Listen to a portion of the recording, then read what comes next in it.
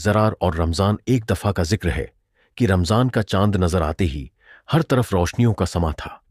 मस्जिदों में इबादत का जोश व खरूश बढ़ गया था और हर घर में सहरी है और इफ्तार की तैयारियां हो रही थीं। एक छोटा सा शहर था जहां एक लड़का रहता था जिसका नाम ज़रार था। ज़रार एक शरारती मगर दिल का बहुत नेक लड़का था। वो हर वक्त खेल कूद में मगन रहता, मगर उसकी मां चाहती थी कि वो भी रमजान की बरकतों से फायदा उठाए। रमजान का बाबरकत महीना शुरू हो चुका था। हर तरफ रहमतों और बरकतों की बहार थी।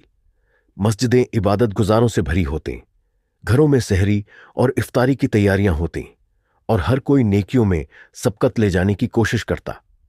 ज़ुरार, जो कि एक शरारती मगर नेक दिल लड़का था, हमेशा अपनी मां को रोजा रखते देखता और हैरान होता कि वो सारा दिन बगैर खाए पिए कैसे गुजार लेती हैं। एक दिन उसने मां से जिद की, अम्मी, मैं भी रोजा रखूंगा। मां ने शफकत भरी मुस्कुराहट से कहा, बेटा, रोजा सिर्फ भूखे रहने का नाम नहीं, ये सब्र, नेकी और अल्लाह की रजा के लिए होता है।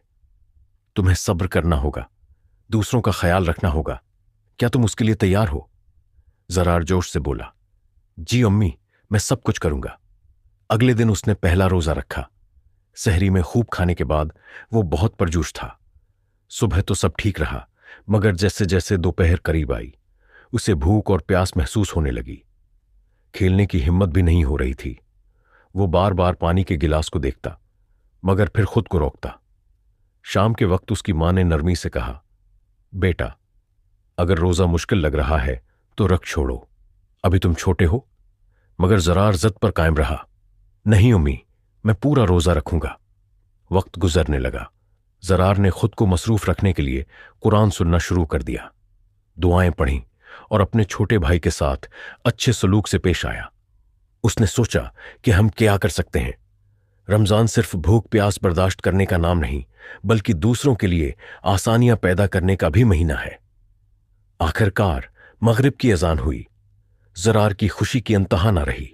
जैसे ही उसने खजूर से रोजा खोला, उसके चेहरे पर इत्मीनान और फख्र के मिले जले जज्बात थे। इसने दुआ मांगी, अल्लाह जी, मुझे हमेशा अच्छे काम करने की हिम्मत देना। यह दिन ज़रार की जिंदगी का सबसे खास दिन बन गया, क्योंकि उसने न सिर्फ पहला रोजा रखा, बल्कि सब्र, हिम्मत और नेकी का असल मतलब भी सीख लिया।